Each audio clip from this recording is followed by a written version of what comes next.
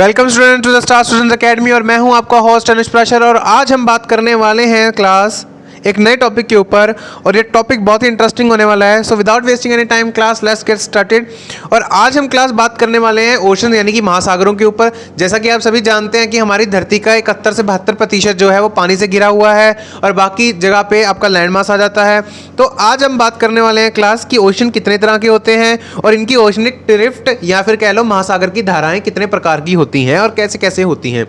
यानी कि आज हम साइकिल ऑफ वेव्स पॉइंट करेंगे कि पूरे दुनिया में कितने महासागर हैं और वो कैसे कैसे चलते हैं, कहाँ से चलते हैं, कहाँ पे पहुँचते हैं, ये सब हम आज इस वीडियो में करने वाले हैं क्लास। तो क्लास आइए शुरुआत करते हैं। सबसे पहले जानते हैं कि कितने तरह के महासागर दुनिया में पाए जाते हैं, the different type of oceans that are found in the world. पहले बात करते हैं क्लास, पहला है आपका अंध महासागर जैसे कि अटलांटिक ओशन कहते हैं। दूसरा है क्लास हमारा शांत महासागर जिसे हम पैसिफिक ओशन कहते हैं।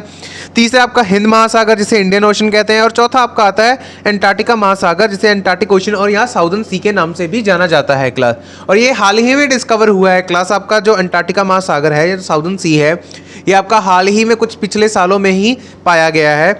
आइए बात करते हैं आज की हम वीडियो में क्लास हम ऊपर के 3 अंध महासागर, शांत महासागर और हिंद महासागर के ऊपर बात करेंगे सिर्फ। सो क्लास आइए सबसे पहले जानते हैं हम अंध महासागर के ऊपर यानी कि आपका अटलांटिक ओशन के बारे में। सो क्लास ये जो अपनी स्क्रीन के ऊपर आप देख रहे हैं ये आपका अंध महासागर है जिसे हम अटलांटिक ओशन कहते हैं। तो इसकी लंबाई की बात कर लेते हैं तो ये दूसरे नंबर पे आता है। दुनिया का सबसे दूसरे नंबर पे आने वाला समुद्र है जो कि सबसे ज़्यादा ये कह लो कि ज़्यादा एरिया कवर करता है। तो ये एरिया वाइज देखा जाए तो ये दूसरे नंबर पे आता है क्लास आपका। इसकी लंबाई क्लास होती है 106 मिलियन किलोमीटर यानी कि 10 लाख किलोमीटर होती है क्लास। और इसकी गहराई की बात की जाए क्लास तो ये 8468 यानी कि 8468 मीटर तक है। ठीक है, तो ये इसकी गहराई है। आइए क्लास इसके बारे में जानते हैं। अंध महासागर के क्लास 2 तरह की चक्कर होते हैं। धाराओं की बात कर रहे थे यानी कि ड्रिफ्ट की बात कर रहे हैं तो इसके 2 तरह के धाराएं या ओशनिक ड्रिफ्ट होती हैं। पहली है क्लास आपकी उत्तरी अंध महासागर जिसे नॉर्दर्न अटलांटिक ओशन कहते हैं और दूसरा है आपका दक्षिणी अंध महासागर जिसे साउदर्न अटलांटिक ओशन कहते हैं क्लास। तो क्लास आइए सबसे पहले बात करते हैं हम उत्तरी अंध महासागर के बारे में, नॉर्दर्न अटलांटिक ड्रिफ्ट के बारे में। तो क्लास अपनी स्क्रीन के ऊपर आप जो देख रहे हैं ये एक ग्लोब है हमारा। ठीक है, और आइए सबसे पहले बात करते हैं हम इसी के ऊपर। तो क्लास ये जो आप देख रहे हो यहाँ पर अपनी स्क्रीन के ऊपर ये लाल कलर का एरो जो आप देख रहे हो यहाँ से शुरुआत होती है क्लास आपके उत्तरी यानी कि नॉर्दर्न अटलांटिक ओशन की जिसे हम उत्तरी अंध महासागर कहते हैं। ठीक है, तो यहाँ पे इसका नाम जो देख रहे हो अभी ये साउथ जो आपकी अफ्रीका है वहाँ पे ये जो आप डॉटेड लाइन देख रहे हो क्लास इसको इक्वेटोरियल लाइन बोलते होते हैं जिसे भूमध्य रेखा बोलते होते हैं हम हिंदी में।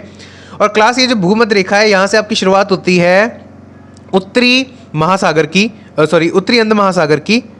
और यहाँ पर जो इसका नाम होने वाला है क्लास पहले वो जान लेते हैं 2 मिनट क्लास। यहाँ पे इसका नाम होता है क्लास उत्तरी भूमध्य रेखा, यहाँ इसे नॉर्दर्न इक्वेटोरियल ड्रिफ्ट भी यहाँ पे कहा जाता है। यहाँ से इसकी शुरुआत होती हुई ये उत्तरी अमेरिका की ओर जाती है क्लास और वहाँ पर इसका नाम पड़ जाता है द गल्फ स्ट्रीम, खाड़ी की धारा भी बोलते हैं इसको यहाँ पर। ठीक है, तो देख रहे हो आप उत्तरी भूमध्य रेखा से शुरू हुई है ये आपकी अटलांटिक ड्रिफ्ट जिसे हम अंध महासागर की धारा बोलते हैं और ये उत्तरी भूमध्य रेखा से शुरू होकर उत्तरी अमेरिका तक जा रही है जहाँ पे इसका नाम पड़ जाता है खाड़ी की धारा यानी कि गल्फ स्ट्रीम। और यहाँ से क्लास इसके बाद ये जाएगी न्यू फाउंडलैंड के टापुओं तक जाएगी, मैक्सिको की साइड से होते हुए ये न्यू फाउंडलैंड के टापुओं तक जाएगी। अब क्लास ऊपर से आप ये देखिए ये जो आप रेड लाइन देख रहे हैं क्लास ये गर्म पानी की धाराओं के बारे में बता रहा है। ठीक है, जितने भी एरो आप स्क्रीन के ऊपर देखेंगे रेड से वो गर्म पानी की धाराएं होंगी और ब्लू से जो देखेंगे वो ठंडे पानी की धाराएं होंगी। तो ये गल्फ स्ट्रीम जो होती है क्योंकि भूमध्य रेखा पे सीधी सूरज की किरणें पड़ने से पानी तपिश में आ जाता है यानी कि गर्म हो जाता है और ये फिर वो गर्म जल जो अपने साथ ये धाराओं के साथ बहता बहता अब मैक्सिको तक जा चुका है। और अब आप देखिए ये ऊपर जो आप देख रहे हैं ये न्यू फाउंडलैंड के टापू हैं। ठीक है, और वहाँ से ये जो ब्लू कलर का एरो देख रहे हैं यहाँ वहाँ से एक ठंडी पानी की जल स्रोत आता है जिसे ठंडे पानी की धारा आती है जिसे हम लैबोर्डर की धारा बोलते होते हैं। आपको दिखाता हूँ मैं अभी, जस्ट अ मिनट क्लास। हाँ जी, तो इसे हम लैबोर्डर धारा बोलते होते हैं। और यहाँ पे अब देखिए क्लास यहाँ पर जब ये पहुँचती है न्यू फाउंडलैंड के टापुओं तक, अब यहाँ पे आपको एक चीज़ बताता हूँ क्लास, जस्ट अ मिनट। यहाँ से न्यूफाउंडलैंड के टापुओं पे आ रही है लैब्राडोर की धारा। और अब यहाँ पे अगर आप ध्यान से देखेंगे, ये दो मैंने एरो लगाए हैं ग्रीन कलर के, ये क्लास मैं यहाँ पे बता रहा हूँ कि हवाएं चलती रहती हैं, ओशन है खुला है तो समंदरों के ऊपर हवाएं चलती रहती हैं। अब ये जो है इसे हम, ये जो एरो हैं ये आपका ईस्ट की ओर यानी कि पूरब की दिशा में इशारा कर रहे हैं। तो पश्चिम से क्लास यहाँ पे एक हवा आती है, ठीक है, पश्चिम से एक हवा चलती है और इसे हम वेस्ट विंड बोलते होते हैं। पश्चिम की ओर से हवाएं चलती हैं जो इस धारा का रुख मोड़ देंगे, ठीक है। तो पश्चिम की ओर से हवाएं चलेंगी क्लास, जिसे हम वेस्ट विंड भी बोलेंगे। तो अब ये जो दो धाराएं मिलेंगी, और एक आपको खास बात बताता हूँ क्लास, बहुत ही अजीब यानी कि अचंभे वाली बात है, आपको बताता हूँ कि जब भी आप न्यूफाउंडलैंड के आसपास के एरिया में देखेंगे वहां पे एक बहुत बड़ी धुंध दिखने को मिलेगी आपको। और ये धुंध इसी कारण होती है क्योंकि जब आपका गर्म पानी और ठंडा पानी मिक्स होता है तो उससे उठने वाली भाप के कारण यहाँ पे एक बहुत बड़ी धुंध पैदा हो जाती है, ठीक है। और क्लास आपको बता दूं, अब यहाँ से जो वेस्ट विंड आ रही हैं, पश्चिमी हवाएं आ रही हैं, वो यहाँ से ये जो दोनों धाराएं मिली हैं इसको यहाँ से मोड़ देंगी पूरब की ओर। तो ये पूरब की ओर धारा मुड़ जाएगी, और जब ये पूरब की ओर धारा मुड़ जाती है तो अब इसका नाम पड़ जाता है उत्तरी अंध महासागर की धारा, यानी कि नॉर्दर्न अटलांटिक ड्रिफ्ट अब इसका नाम पड़ चुका है। और ये क्लास यहाँ से होते हुए अब ये नॉर्वे वाले देशों की तरफ, नॉर्वे और स्वीडन जैसे यूरोप की देशों की तरफ जाएगी।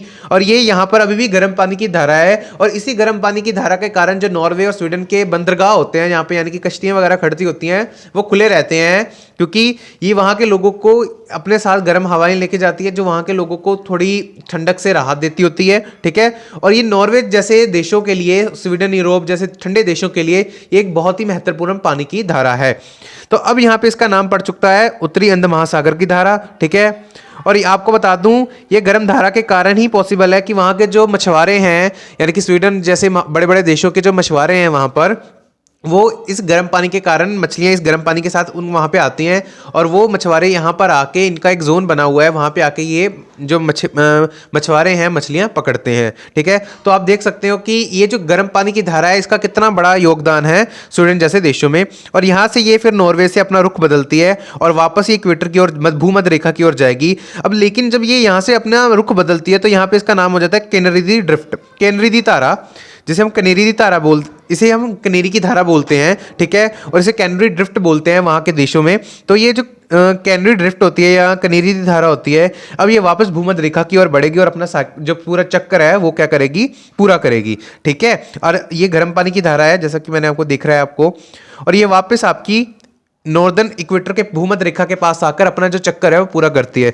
तो क्लास आपने देखा भूमध्य रेखा से शुरू होती है उत्तरी भूमध्य रेखा धारा, और ये आपकी उत्तरी अमेरिका तक जाती है जहाँ पे इसका नाम खाड़ी दी धारा हो जाता है। और उत्तरी अमेरिका से जब ये न्यूफाउंडलैंड की ओर जाती है, टापुओं की ओर जाती है, वहाँ से एक ठंडे पानी की धारा इसमें आके मिलती है जिसे हम लैब्राडोर की धारा कहते हैं। फिर पश्चिमी हवाओं के कारण ये अपना रुख बदल लेती है और ये नॉर्वे और स्वीडन जैसे देशों की ओर मुड़ जाती है, जहाँ पे इसका नाम क्या पड़ जाता है, उत्तरी अंध महासागर। और उत्तरी अंध महासागर से ये फिर से नॉर्वे और स्वीडन जैसे देशों के पास जाकर अपना रुख भूमध्य रेखा की ओर करती है, जहाँ पे इसका नाम पड़ जाता है कैनरी दी तारा, और इसे हम कैनरी ड्रिफ्ट बोलते होते हैं। और ये वापस अपना चक्कर पूरा करते हुए भूमध्य रेखा के पे आ जाती है। तो इस प्रकार ये कुछ अपना चक्कर पूरा करती है।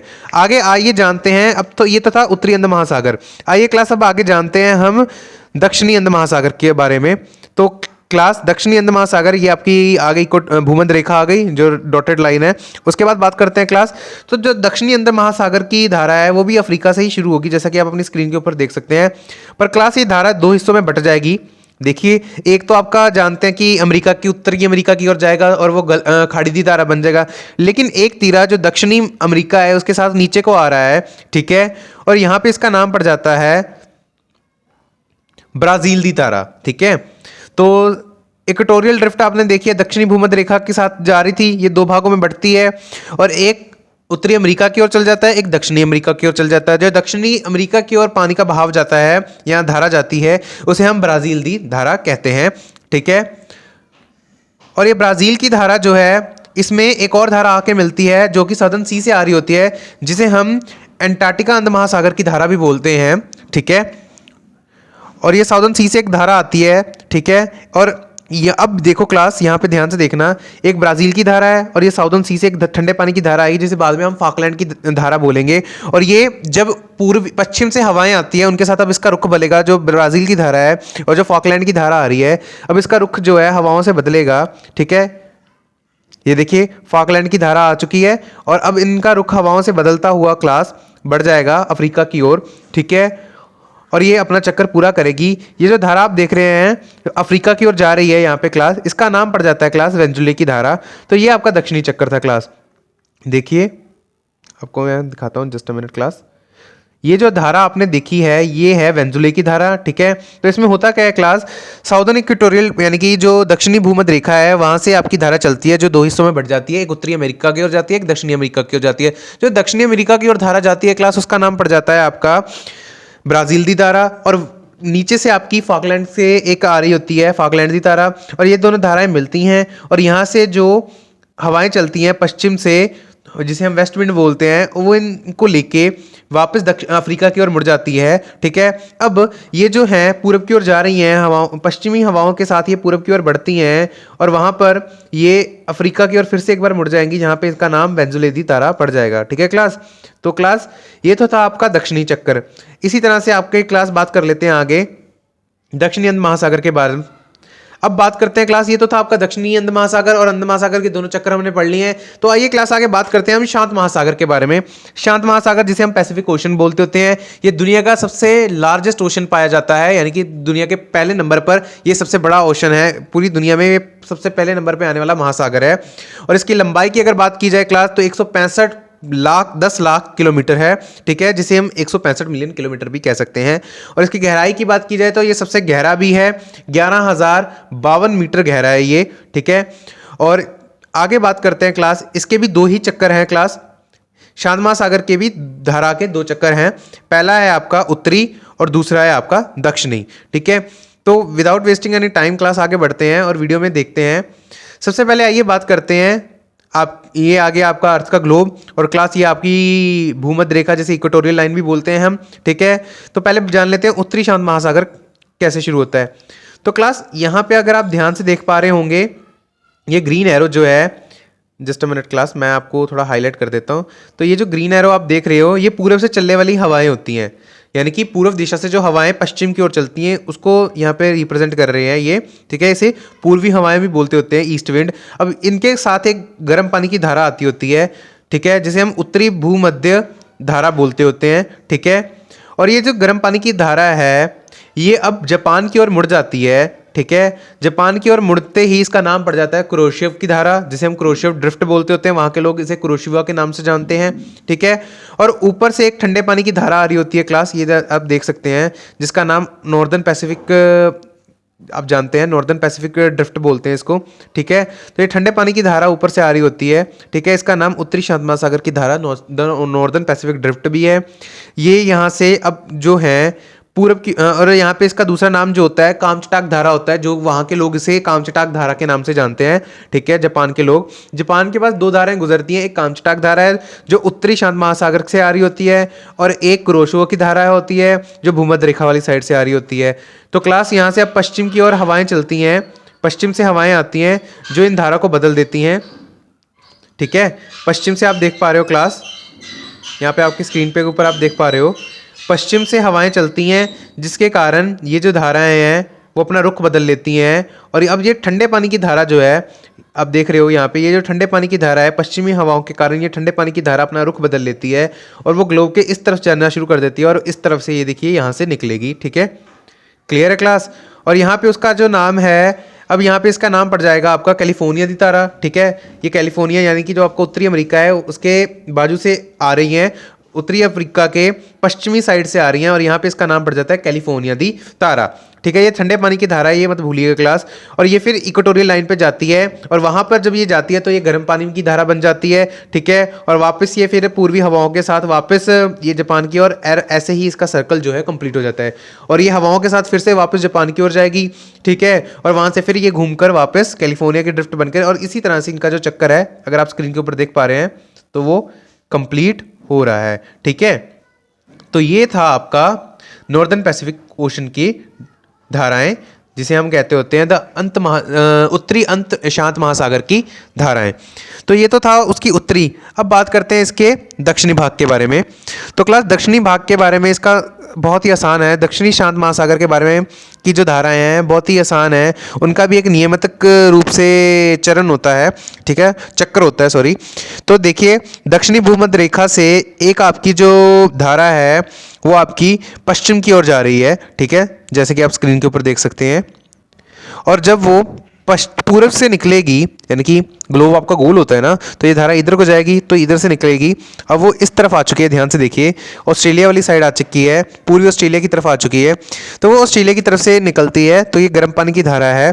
जब वो ऑस्ट्रेलिया से निकलती है तो ध्यान दीजिएगा यहाँ पे क्लास,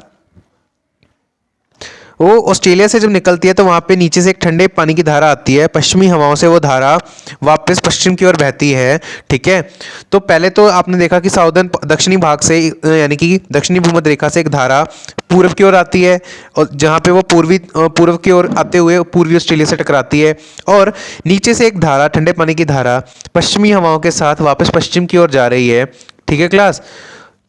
तो ये पश्चिमी हवाओं से पश्चिम की ओर जाएगी क्लास, और ये फिर पश्चिम की ओर से निकलेगी। यहाँ पे ये देख सकते हैं आप, पश्चिम की ओर से ये ठंडे पानी की धारा निकल रही है, और ये धारा जो है उत्तरी अमेरिका के साथ साथ होते हुए, जैसा कि आप देख रहे हैं, उत्तरी अमेरिका के साथ साथ होते हुए ये धारा निकलती है, दक्षिणी अमेरिका के साथ साथ होते हुए ये वापस भूमध्य रेखा की ओर जाती है। और ये जो दक्षिणी अमेरिका के साथ ये धारा निकलती है, इसका नाम पेरू दी धारा होता है, देख सकते हैं आप, इसका नाम यहाँ पे पड़ जाता है पेरू दी धारा, जिसे हम पेरू ड्रिफ्ट के नाम से जानते हैं, ठीक है। ये दक्षिण अमेरिका के पश्चिमी तट के साथ साथ वापस भूमध्य रेखा की ओर जाके पूरा जो है शांत महासागर का दक्षिणी चक्कर उसे पूर्ण करती है, ठीक है क्लास। तो आई होप आपको ये समझ आ गया होगा। इसके बाद क्लास हमारा सिर्फ एक रहता है हिंद महासागर के बारे में जानना, ठीक है क्लास। तो देखिए दक्षिणी भूमध्य रेखा से एक धारा जो है आपकी पूर्व ऑस्ट्रेलिया की ओर जाती है, वहाँ से वो पश्चिमी हवाओं के साथ वापस पश्चिम से निकलती है, जो दक्षिण अमेरिका के पश्चिमी भाग के साथ साथ आगे बढ़ती है, जहाँ पे उसका नाम पेरू की धारा बढ़ जाता है। और ये पेरू की धारा वापस आपकी भूमध्य रेखा से जा जुड़ती है, और वहाँ पे गर्म पानी की धारा बन के चक्कर को पूरा करती है। आइए आगे जानते हैं हम हिंद महासागर के बारे में।